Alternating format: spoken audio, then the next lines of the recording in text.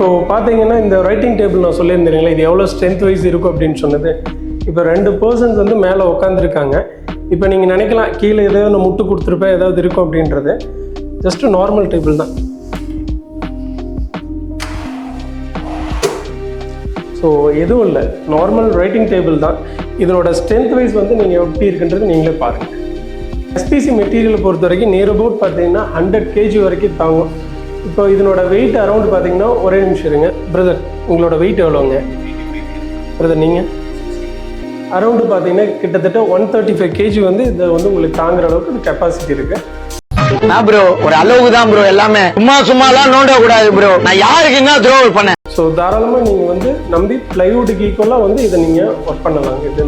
இந்த மெட்டீரியலில் இந்த இடத்துல பார்த்தீங்க அப்படின்னா லைட் கொடுத்துருக்கோம். இப்போ இங்கே பெட்டில் படுத்துட்டு ஏதோ படிக்கிறாங்கன்னாலும் அவங்களுக்கு யூஸ்ஃபுல் ஆகிற மாதிரி ஒரு நமக்கு சிஎஃப்எல்ல லைட்டு எல்இடி லைட் ஒன்று ஃபிக்ஸ் பண்ணி கொடுத்துருக்கோம். இப்போது இந்த இடத்துல பார்த்தீங்கன்னா ஒரு ஏர் ஹோல்ஸ் ஒன்று இருக்குது. இது வந்து எல்லா ரூம்லேயுமே இதே மாதிரி கொடுத்துருக்காங்க. இது எதுக்காக அப்படின்னா மொட்டை மாடியிலிருந்து ஏர் பியூரிஃபையர் மூலமாக எல்லா ரூமுக்குமே, கிச்சனு, ஹாலு, பெட்ரூமு எல்லாத்துக்குமே வர்றதுக்கு இங்கே ஒரு ப்ரொஃபஷனல் விட்டுருக்குறாங்க. ஸோ அதுக்காக வேண்டி நாங்கள் இந்த இடத்துல வந்து ஒரு ஏர் லூவர் வந்து வச்சு கொடுத்துருக்கோம். இப்போ பார்த்தீங்கன்னா கிச்சன் பார்த்துட்ருக்கீங்க. கிச்சனில் வந்து ஸ்டோரேஜ் ரேக்கு, இது ஃபுல் அண்ட் ஃபுல் எல்லாமே வந்து கிளைண்ட் வந்து கடப்புகள் பதிச்சிருந்தாங்க. ஸோ அவுட்டரில் நாங்கள் 3 போர்ஷனை பிரித்து ஸ்லைடிங் கிளாஸ் பண்ணி கொடுத்துருக்கோம். ஸோ அதே மாதிரி கிளைண்ட் வந்து அவங்க கேட்டிருந்தது ஸ்டைப்ஸ் இந்த மாதிரி மாடல் வேணும்னு சொல்லி கேட்டிருந்ததுனால ஸோ அவங்க கேட்ட டிசைனுக்கு தகுந்த மாதிரி பண்ணி கொடுத்துருக்கோம். இப்போ மெயினாக பார்த்தீங்கன்னா கிச்சனில் இந்த மாதிரி கிளாஸ் போடுறோம் இல்லைங்களா, கிளாஸ் போடுறதில்ல மெயினாக மேஜராக வந்து ஒரு 3-4 இயர்ஸில் வந்து கம்ப்ளைண்ட் வர ஆரம்பிக்கும். அது ஏன் எதனால் வருதுன்னா, இப்படி கிட்டத்தட்ட பார்த்தீங்கன்னா கிட்டத்தட்ட ஒரு 6 அடிக்கு கிளாஸ் கொடுக்குறாங்க. ஸோ அதில் என்ன பண்ணுவாங்கன்னா மொத்தத்துக்கும் ஒரே கண்ணாடியாவோ இல்லை 2ஆக பிரித்து போடுவாங்க. அப்படி போடக்கூடாது. அப்படி போட்டோம் அப்படின்னம்னா மேக்ஸிமம் ஒரு 3-4 இயர்ஸில் வந்து இந்த கண்ணாடியோட வெயிட்டுக்கு வந்து உங்களுக்கு இறங்குச்சுன்னா வந்து இந்த வீல் சீக்கிரம் போகாது, ஸ்ட்ரக் ஆகி நின்றுக்கும். நம்மளதில் பொறுத்த வரைக்கும் பார்த்தீங்கன்னா மினிமம் 15-20 வருஷம் ஆனாலும் கம்ப்ளைண்ட் வராது. ஏன் என்ன காரணம் அப்படின்னா, இப்போ நீங்களே பாருங்கள் கிட்டத்தட்ட ஒரு 6 அடி இருக்கும். இதை வந்து ஈவனாக நாங்கள் வந்து 3ஆக பிரித்து கொடுத்துருக்கோம். பிரித்ததில் மெயினாக வந்து டபுள் வீல் போட்டு கொடுத்துருக்கோம். கண்ணாடியோட திக்னஸ் வந்து பார்த்தீங்க அப்படின்னா 5 mm கிளாஸ் தான் நாங்கள் யூஸ் பண்ணுறது. ஸோ இந்த மாதிரி 5 mm கிளாஸ் லோடு பிரித்து நம்ம டபுள் வீல் போட்டு கொடுத்தோம்னா ஒன்றும் இல்லை, சிம்பிளான இதுதான். பார்த்தீங்கன்னா உங்களுக்கு எந்த இடத்துலையுமே வந்து ஸ்ட்ரக் ஆகாது. மெயினாக வந்து இதுதான் நம்மளுடைய மேஜரான விஷயம். எந்த இடத்துலையுமே வந்து ஸ்ட்ரக் ஆகாது, நீட்டாக போயிட்டு நீட்டாக வரும்.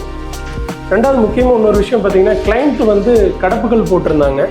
அந்த கடப்புகளில் வால்பேப்பர் ஒட்டி நம்ம வந்து இது பண்ணி கொடுத்துருக்கோம். இது பக்கத்தில் பார்த்தீங்கன்னா நல்லா தெரியும்.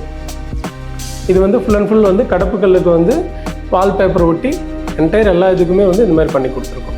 முக்கியமாக பார்த்தீங்கன்னா இந்த மாதிரி கடப்புகளுக்கு நேச்சுரலாக வந்து பிளாக் கலர் பெயிண்ட்டு தான் அடிப்பாங்க. ஸோ இந்த மாதிரி வால்பேப்பர் ஒட்டுறதுனால உங்களுக்கு பார்க்குறதுக்கு ரொம்ப ப்ரீமியம் லுக்கில் இருக்கும். கிச்சனில் இந்த மாதிரி ஒரு வாஷ் பேஷன் வந்து கிளைண்ட் வாங்கியிருந்தாங்க. ஸோ இந்த இடத்துக்கு பார்த்தீங்கன்னா பேக்ரவுண்ட் வந்து ஒரு ஃப்ளூட்டட் பேனல் கொடுத்து இந்த இடத்துல தண்ணி தெரிச்சுன்னா நாளைக்கு வாலில் படாமல் இருக்கிற மாதிரி உங்களுக்கு ஒரு 3 அடி ஹைட்டில் பண்ணியிருக்கோம். அதே மாதிரி டாப்பில் பார்த்தீங்க அப்படின்னா அரைக்கரை ஸ்கொயர் பீடிங் கொடுத்து, ஏன்னா இது எதுவும் ஹோல்ஸ் தெரியாமல் இருக்கிறதுக்காக வேண்டி நம்ம ஸ்கொயர் பீடிங் சேம் கலரில் கொடுத்து பண்ணியிருக்கோம். கீழே பார்த்தீங்க அப்படின்னா ஸ்டோரேஜ் ரேக்கு, வீட்டுக்கு தேவையான மற்ற திங்ஸ் ஏதாவது ஆர்பிக்கு மற்ற திங்ஸ் எல்லாமே நீங்கள் தாராளமாக உள்ள ஸ்டோரேஜ் ரேக் இங்கே கீழே வச்சுக்கலாம். நீங்கள் உங்களுக்கு இது பார்த்தாவே தெரியும் இதில் எட்ஜ் பேண்டிங் வந்து இது பிளைவுட்டில் பண்ணுனதா இல்லை எஸ்பிசி மெட்டீரியலில் பண்ணியிருக்காங்களா அப்படின்றது. இப்போ வந்து கிச்சனோட சைஸ் பார்த்தீங்கன்னா 20க்கு 10. இப்போ ஸ்டோரேஜ் ரேக் பார்த்தீங்கன்னா அங்கே இருக்குது. இப்போ ஒவ்வொரு தடவையும் பார்த்தீங்கன்னா இங்கே சமைக்கும்போது திங்ஸ் நம்ம அங்கே தான் போய் எடுத்துகிட்டு வர மாதிரி இருக்கும்.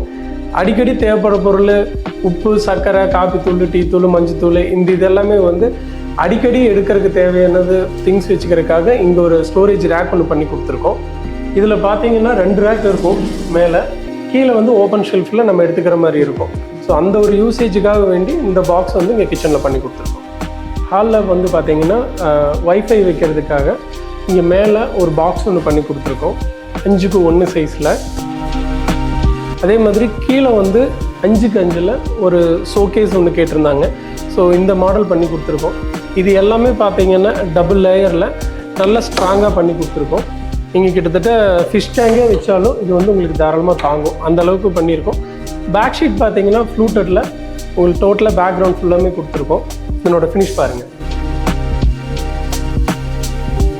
இந்த 5x5 செல்ஃபை பொறுத்த வரைக்கும் இங்கே பார்த்தீங்களா, இது வந்து ப்ளைவுட்டில் தான் இந்த மாதிரியான ஒர்க் பண்ணுவோம்.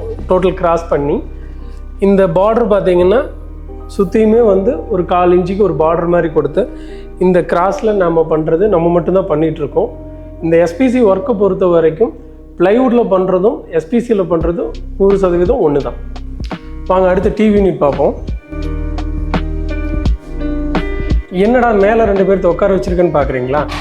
எங்கள் மெட்டீரியல் வந்து எவ்வளோ ஸ்ட்ராங்குன்றதை காட்டணும்ல. டேய் சும்மாறா, நானே நொந்து போயிருக்கேன். ஸோ அதுக்காக தான் கிட்டத்தட்ட தம்பி பார்த்தீங்கன்னா ஒரு 45-50 கிலோ இருப்பார். இவர் ஆல்ரெடி சொல்லிட்டார் 60 கிலோன்னு.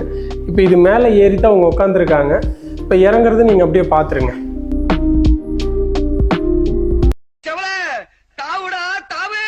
எங்க தாவுறது? நானே தவந்துக்கிட்டு இருக்கேன்டா.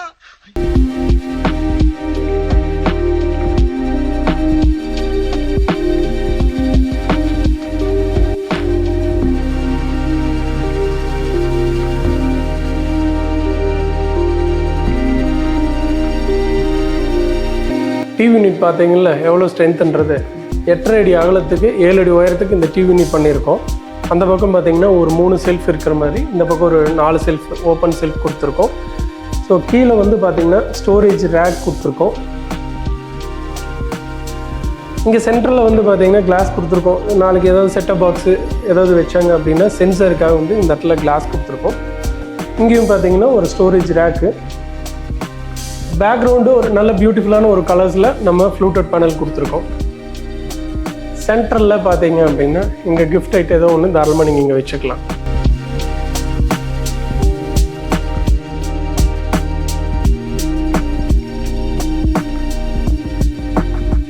இந்த மாதிரியான ஒரு அழகான எஸ்பிசி இன்டீரியர் ஆகட்டும், யூபிவிசி இன்டீரியர் ஆகட்டும் பண்ணணும்னு நீங்கள் ஆசைப்பட்றீங்கன்னா கண்டிப்பாக நீங்கள் வந்து லக்ஷ்ணா யூபிவிசி இன்டீரியர்ஸ் ஈரோடு எங்களை காண்டாக்ட் பண்ணுங்கள். நாங்கள் ஆல் ஓவர் தமிழ்நாடு ஃபுல்லாமே பார்த்தீங்கன்னா இன்டீரியர் ஒர்க் பண்ணி கொடுத்துட்ருக்கோம். மேலும் எங்களோட ஒர்க்கை பற்றி நீங்கள் தெரிஞ்சுக்கிறதுக்கு www.lakshnadoors.com அப்படின்னு என்னோடய வெப்சைட் இருக்குது. நீங்கள் அதில் போயும் நாங்கள் பண்ணியிருக்கிற ஒர்க்கை எப்படியெல்லாம் ஒர்க் பண்ணியிருக்கோம் அப்படின்றது தாராளமாக நீங்கள் போய் பார்த்துக்கலாம். இந்த மாதிரியான யூபிவிசி எஸ்பிசி இன்டீரியரை பற்றி நீங்கள் தெரிஞ்சுக்கிறதுக்கு உங்கள் பொண்ணான கையை கொண்டு அந்த பெல்லில் தட்டிடுங்க. அவங்களுக்கு சப்ஸ்கிரைபர் 5-10 ஏறுனா அவங்க மனசு சந்தோஷப்படும். அவங்க வீடியோவும் பாருங்கள். தொடர்ந்து இந்த மாதிரியான வீடியோஸ் ரெகுலராக வந்துட்டுருக்கும். இது பற்றின சந்தேகங்கள் ஏதாவது இருந்தால் என்னை காண்டாக்ட் பண்ணுங்கள். அதுக்கு உண்டான கிளாரிஃபிகேஷன் நான் கண்டிப்பாக தரேன். Thank you once again. Sureshkumar, Lakshana UPVC interiors, Erode.